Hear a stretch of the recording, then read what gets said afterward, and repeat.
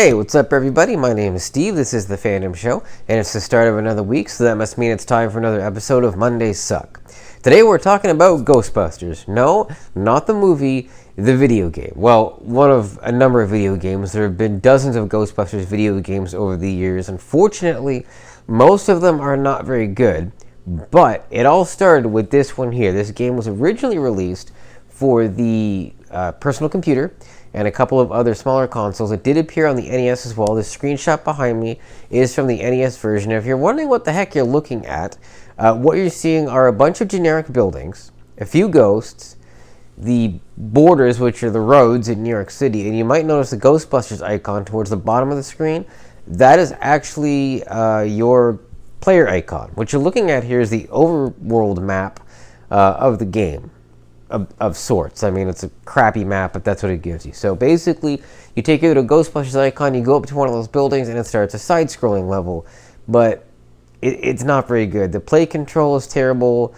The level design is uninspired. It's a short game. It can be beaten under 20 minutes. It's not particularly innovative.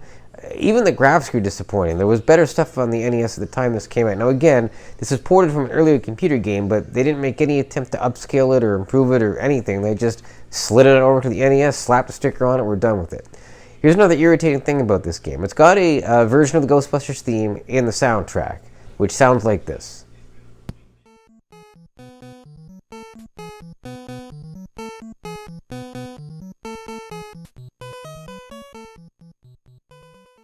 Okay, so fair enough, not a bad rendition. Here's the problem. That is the game's only soundtrack. That is the only song in the entire game. So can you imagine playing Super Mario Brothers where the only song was that World 1 theme over and over and over?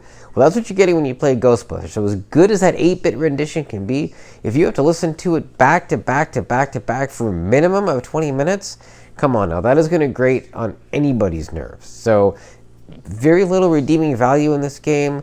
There are much better NES games out there, much better licensed games even. Like this one was just a complete and total mess. Now there was a Ghostbusters 2 game for the NES, which we might look at in a later episode. Like I said, a lot of Ghostbusters video games weren't very good. I could probably identify the good ones on a single hand, and the bad ones, well, I might need 2 hands, 2 feet, and maybe a few extra body parts to get there, but that's how it's been with this franchise, unfortunately. It's kind of a shame because there's a lot of good material to make a video game out of, and it hasn't been done right a few times, but nowhere near as much as it should have been. So this one is a complete failure. I would never recommend it. Even if you get a chance to play it for free, it is totally not worth your time.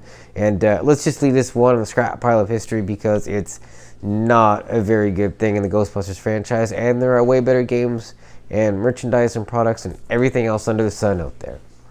That's it for today, guys. Thanks for watching.